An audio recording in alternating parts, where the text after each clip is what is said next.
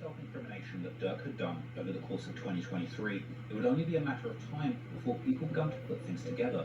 Unfortunately for Durk, on the internet, Reddit forums, and in YouTube videos, people would continue to speculate on these quite obvious crimes. I personally released a 4-hour documentary about Quando Rondo's life and the attempts to end it in 2023 that had over 4 million views before the feds officially filed charges. But I was by no means the only one making these speculations. In his February 2024 interview with DJ Glad, FBG Butter would ask how Durk is still outside when everybody knows that he paid to have Quando killed and got Pat killed by mistake. Who the name get brought up and what actually proven facts that you done paid me some money to go kill him off.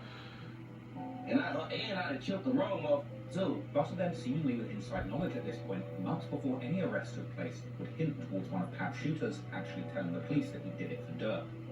The police know I work for you. Because they say Shorty flat out told them, like, man, Lil Durk told me to do that shit. And he paid me to do it.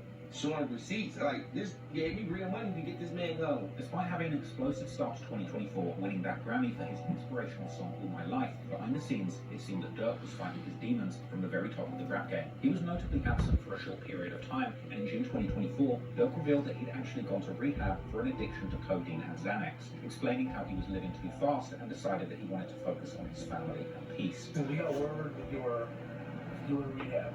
Yeah. Right? Yeah. I'm gonna embrace it, you know what I'm saying? Because it helped me a lot. I don't even say it was tough at first. It was tough at first, but it ain't that tough because I already knew what I wanted. You know what I'm saying? I knew what was going to be back. And what was that? What did you want?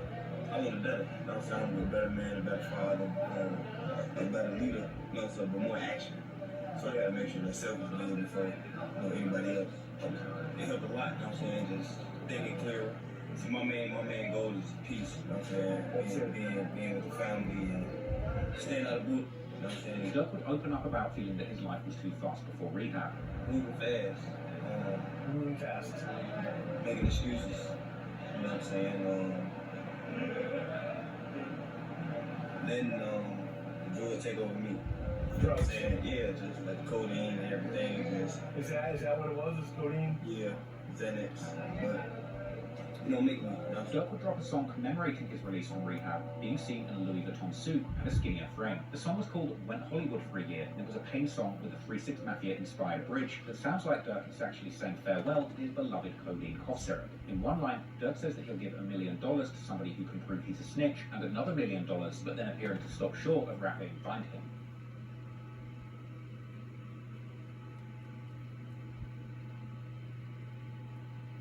Later, he would release yet another track, this time with an interesting title. The song was called Monitoring Me, and obviously had a theme to suggest that Durk indeed knew that the authorities were watching his every move. And it also had some very suspect lyrics where Durk says that he can't send money to his killers in his own name, and that he doesn't know if the feds are setting him up, or if people are snitching. In another line that seemed to refer to the attempt to kill Quando that resulted in Pab's death, just a quick one, man. He's being set up, Durk man. says that he wouldn't say his shooters missed their target. It's madness. So close. Free as well Durk. as rapping more lines that he can use money to have people killed, then backtracking, saying that his killers will murder for his friendship, regardless of payment. As well as bragging about having seen his killers commit murder, then backtracking again, saying that he didn't see it, he just heard the shooter shout, "Get up," to the victim. And going on to say that if his enemies post their locations, his people will go there. And openly admitting that he pays for his people for more than just murders, hinting at OTF's dual role as a label and a murderous gang. Not only was the song another self-snitching anthem, but it came with a music video filmed at, you guessed it, the gas station.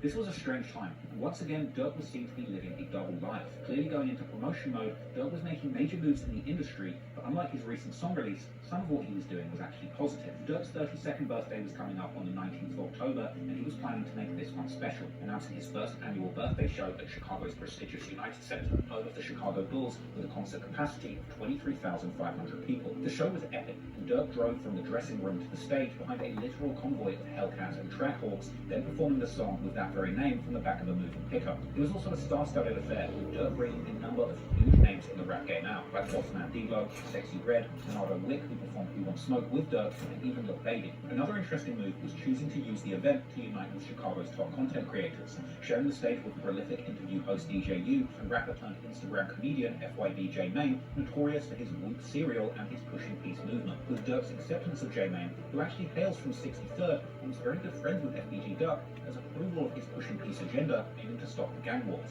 Notably, in the name of pushing peace, at one point in the show, Durk would even put up on screen a collage of fallen gang members from both sides of the war. This was during an extended on-stage speech, reminiscent of Kanye's stadium shows where he would tell the crowd that he was showing love to everyone in Chicago and telling the crowd to take a photo.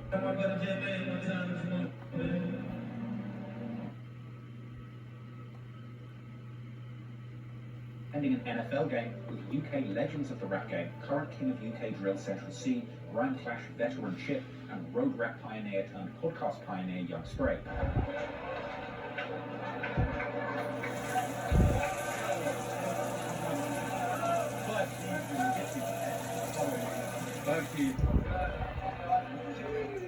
But despite the smiles, many people thought that Durk was cleaning house, knowing that bad news was just around the corner. In Durk's last IG Live, he was seen praying, perhaps asking the Lord to spare him from the consequences that may have been lurking. Also in October 2024, rap media would report that Durk's children had been sent on a trip to Disneyland. Perhaps this was truly an acknowledgement that their father was going to be absent for the remainder of their childhood, as the heartbreaking news would only be days away. And ultimately, on October the 23rd, 2024, things would come crashing down, when 5 affiliates of Lil Durk's Only the Family record label were arrested and indicted on serious charges, including conspiracy to commit murder for hire, committing murder for hire involving a death, and the use of a machine gun in a violent crime resulting in death. After the 5 members of his Only the Family crew were arrested in Chicago, it was only a matter of time before the feds would grab Durk himself. He likely knew the clock was ticking after news broke of his close OTF associates being taken off the streets. Durk would reportedly book multiple international flights in an attempt to not only get away, but also confuse the authorities and keep them guessing what his next move might be, with 3 flights all being booked to Switzerland, Dubai, and 1 private jet that was headed to Italy. Durk was in Miami in South Florida at the time,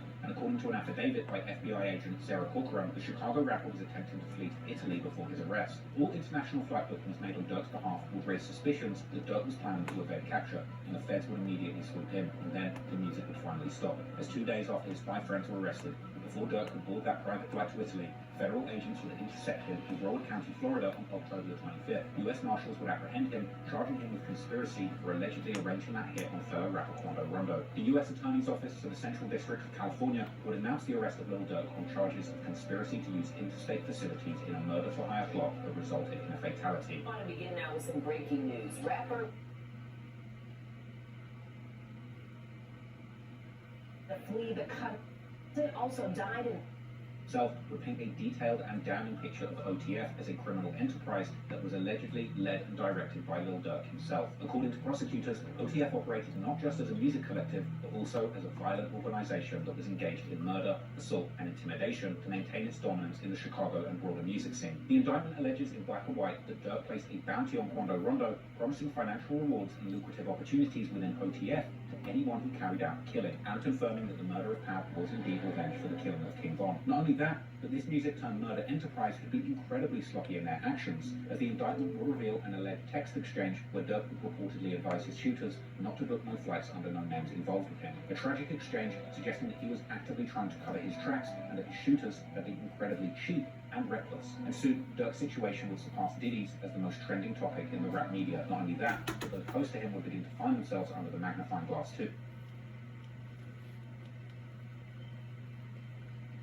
Speculating on exactly who might have been the informant and who might have been the connection in California who told Durk and his demons to fly out and kill Quando. The first of the OTF crew in this indictment who seems to have been heavily involved in planning and executing Quando Rondo's hit was Tavon London Grant, aka OTF Bonnie. OTF Bonnie is a key figure in OTF's inner circle for years, with his loyalty and presence around Lil Durk and King Von being well documented. Bonnie is also King Von's cousin and played a significant role in Lil Durk's operations as his business manager. Back in July 2019, Bonnie would be spotted with Durk and Von at the iconic Icebox jewelry store. Can I get an OTF chain, man? Wait.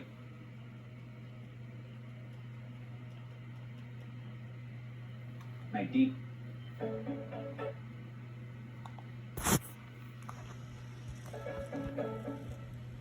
Make sure everyone like, comment, subscribe, man. Make sure you watch till the end. Free Durk, man.